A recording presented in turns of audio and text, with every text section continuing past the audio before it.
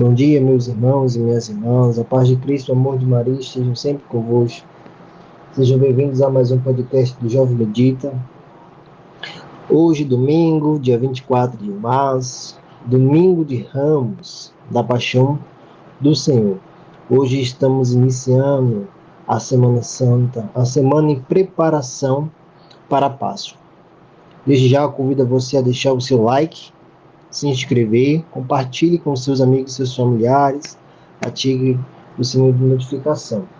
Pegue a sua Bíblia e iremos meditar junto esse evangelho de hoje. Em nome do Pai, do Filho e do Espírito Santo. Amém. Faltavam 2 dias para a Páscoa e a festa dos pães sem fermentos. Os sumos sacerdotes e os escribas procuravam com astúcia o modo de prender Jesus e matá-lo. Diziam com efeito, no meio da festa, para que não haja tumulto entre o povo. Jesus se encontrava em Betânia e estava à mesa em casa de Simão, o leproso. Veio uma mulher com um frasco de alabastro, cheio de balsamo, de nardo, puro, muito caro. Quebrando o frasco, derramou na cabeça de Jesus. Alguns dos presentes ficaram irritados e comentavam, para que esse desperdício de balsamo? Este balsamo poderia ter vendido por mais de 300 denários para dar aos pobres, e se puseram a censurá-la. Jesus, porém, lhe disse, deixai-a em paz, porque a incomodais. Ela praticou uma boa obra para comigo. Os pobres sempre tende convosco, que podeis lhe fazer-lhe bem, quando quiseres. Mas a mim não tereis sempre. Ela fez o que estava ao seu alcance. Com antecedência, embalsou o meu corpo para a sepultura. Em verdade vos digo, onde for proclamado o Evangelho no mundo inteiro, será mencionado também em sua memória o que ela fez. Então Judas Iscariotes, um dos 12, foi procurar os sumos sacerdotes para lhe entregar a Jesus. A esta notícia eles alegraram e prometeram dar-lhe dinheiro, e ele procurava uma oportunidade para entregar Jesus. No primeiro dia da festa dos pães sem fermento, quando se imolava o cordeiro pascual, os discípulos perguntaram a Jesus, onde queres que te preparemos a ceia pascual? Jesus enviou então 2 dos seus discípulos, dizendo, ide à cidade e virá ao vosso encontro o homem carregando uma pilha de água. Seguiu.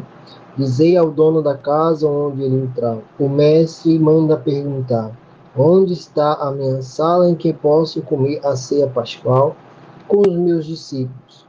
Ele vos mostrará no andar de cima uma grande sala, arrumada e preparada. Lá fareis os preparativos para nós. Palavra da salvação, glória a vós, Senhor. Meus irmãos e minhas irmãs, hoje dando início a essa Semana Santa, hoje nós podemos meditar esse evangelho grande, um evangelho longo, e entender aqui 2 pontos importantes. Durante a quaresma, durante todo esse período que nós estamos vivendo, nós somos convidados a meditar sobre a nossa vida, sobre as nossas atitudes, a fazer uma caridade com os pobres, isso aí diariamente, como Jesus disse no Evangelho, e o momento de oração, de intimidade, o momento de acolhimento da palavra, que a palavra é o caminho e a verdade.